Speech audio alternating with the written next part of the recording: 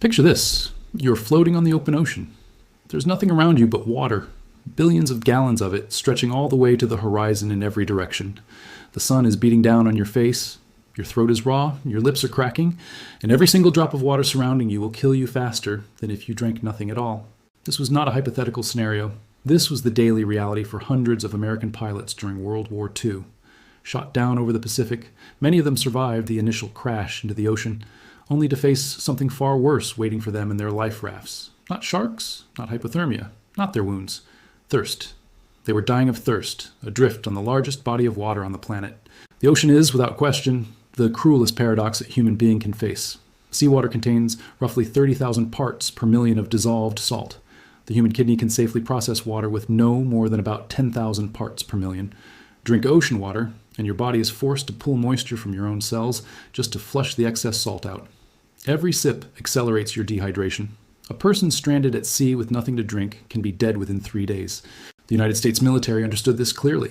They needed a solution, something compact enough to tuck inside a standard life raft, simple enough for an injured pilot to operate alone, and powerful enough to transform deadly salt water into safe drinking water with no electricity, no chemicals, and no mechanical parts that could fail.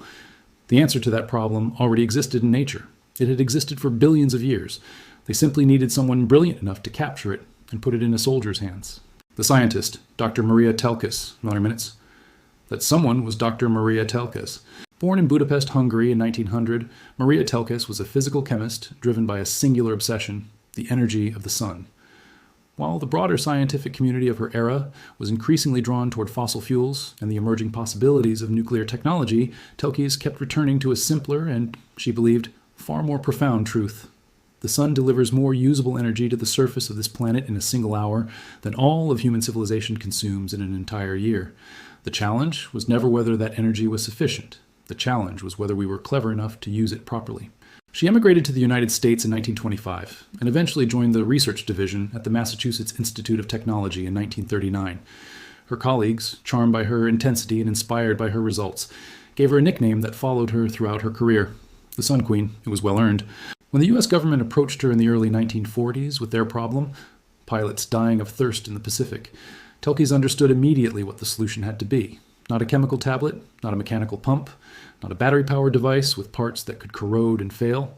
The solution was distillation, using the heat of the sun to evaporate seawater, separating the pure water molecules completely from everything dissolved within them, then collecting that purified vapor as it condensed on a cooler surface and returned to liquid form. She designed an inflatable device, roughly the size of a deflated balloon, that could be stored inside a standard survival kit and deployed by a single person in minutes. A pilot who survived a crash landing over the ocean could inflate it, fill it with seawater directly from the ocean surrounding him, and within 2 to 4 hours have access to clean, safe drinking water. No filter to clog, no chemicals to exhaust, no moving parts to break down, no batteries. As long as the sun was in the sky, the device would produce water. Telkes brought her prototype to the laboratory and tested it with scientific rigor. The results were extraordinary.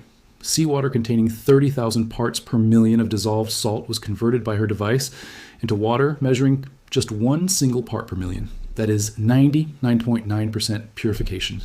Not 99%, not close to pure. 99.9% pure drinking water produced from ocean water using nothing but sunlight and a thin sheet of clear plastic.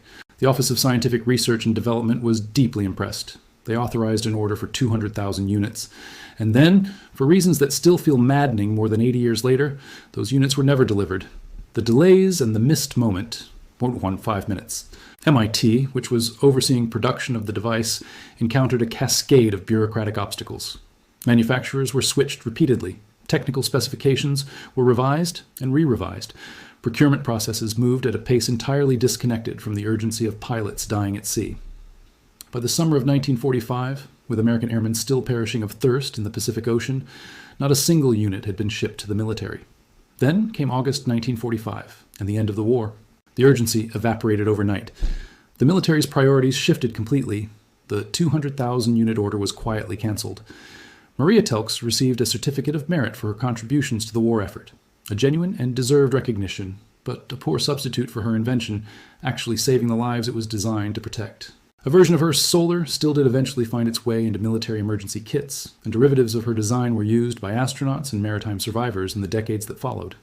But the mass adoption that should have happened, The moment where this technology entered the public consciousness as a standard essential survival tool never arrived. Instead, something else arrived: the post-war American consumer economy. Why you were never taught this. 30 minutes.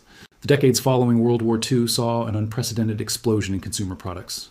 New plastics, synthetic materials, and advanced manufacturing technologies gave rise to entirely new industries. Among them was a growing category that addressed a genuine and legitimate need: portable water purification.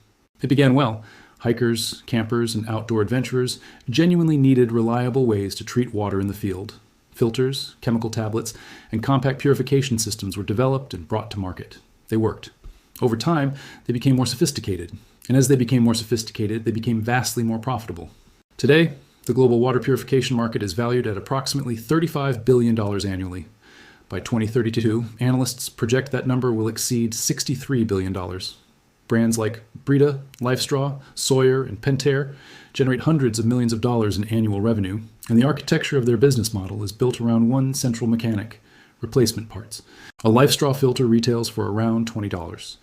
A Sawyer Mini costs approximately $30. These seem like reasonable, even economical, one-time purchases, until you examine what you are actually buying. Filtration media that physically captures contaminants through microscopic pores. Filtration media that fills up, clogs, and must eventually be replaced. Brita Pitcher filters last roughly 2 months before you buy another. Reverse osmosis membranes cost $50 and require replacement every 6 months. Portable camping cartridges run between $15 and $30 each. The business model does not function unless you run out. It requires you to keep coming back. Now contrast that with the solar still. A container, a smaller collection cup that fits inside it, a sheet of clear plastic wrap, a small rock for weight, sunlight, total cost close to zero, no replacement parts, no expiration date, no subscription. When the plastic wrap eventually wears through, it can be replaced for pennies. That is the entire cost structure for the lifetime of the device. The arithmetic is straightforward. You cannot build a $35 billion industry around something that costs nothing to operate. More fundamentally than that, you cannot patent sunlight. You cannot patent evaporation. You cannot patent condensation. These are natural physical processes that have been occurring on this planet for 4 billion years. They belong to no one, and what cannot be owned cannot generate quarterly revenue. This is not a traditional conspiracy. There was no shadowy boardroom meeting where industry executives sat down and decided to suppress Maria Telkes' invention. What happened is more ordinary, and in some ways more troubling. A natural economic pressure that made the free solution invisible while making the expensive solution feel absolutely essential. Marketing campaigns taught consumers to fear bacteria counts, protozoa warnings, and heavy metal contamination. All of those are real dangers. All of them are genuinely solvable by a piece of plastic and an afternoon of sunlight. But a customer who understands that doesn't need to keep buying. The science. Why it works completely. 2.5 minutes. To understand why solar distillation is fundamentally different from filtration, it helps to understand exactly what filtration is doing. Standard filtration, the kind used by LifeStraw, Sawyer, Brita, and most consumer water products, works by forcing water through a medium with microscopic pores. Bacteria and protozoa are physically too large to pass through those pores, so they get captured. This is genuinely effective for biological contamination, and these filters do exactly what they claim to do in that regard. But filtration cannot remove dissolved substances. Salt, heavy metals like lead and arsenic, and many chemical contaminants exist at the molecular level, dissolve completely into the water. They pass straight through even the finest physical filter because they are not particles to be caught. They are part of the liquid itself. This is why a LifeStraw cannot make seawater safe to drink. This is why filtered tap water still contains trace minerals. The filter has no mechanism to address what is dissolved. Distillation works on an entirely different principle. It does not try to filter the water. It changes the physical state of the water itself. When water evaporates, only water molecules enter the vapor phase. Everything else, every salt ion, every dissolved heavy metal atom, every bacterial cell, every virus particle, remains behind in the liquid because those substances do not evaporate at the same temperature. When that vapor then rises and condenses back into liquid on a cooler surface above, the result is chemically pure water. There is nothing left to filter because nothing else made the journey through the phase change. This is the same fundamental process that drives Earth's entire water cycle. The sun evaporates water from oceans, lakes, and rivers. That vapor rises, cools, and condenses into clouds. It falls as rain. Rain is, in its essential nature, distilled water.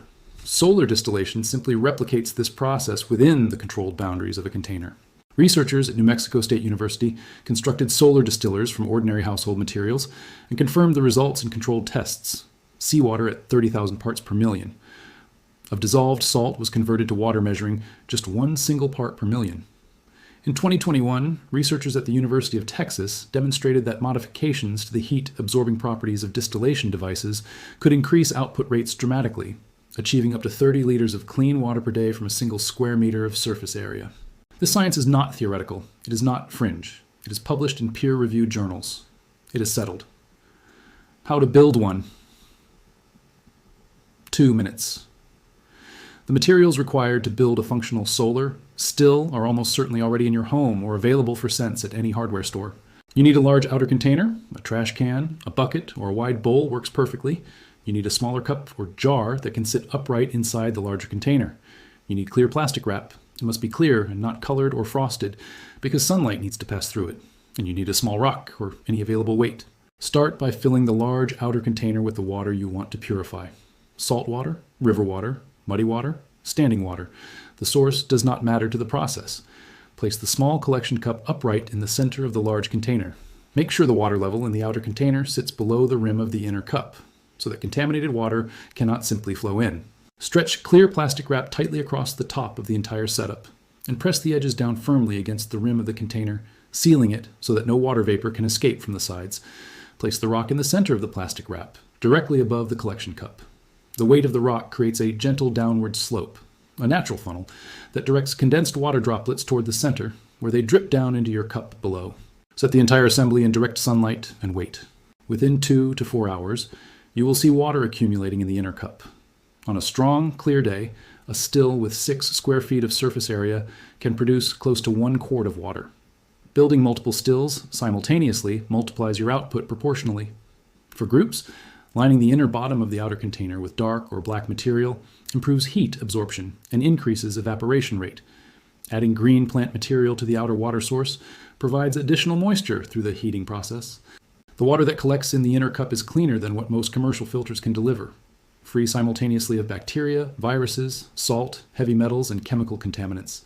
The legacy of Maria Telkes. 1.5 minutes.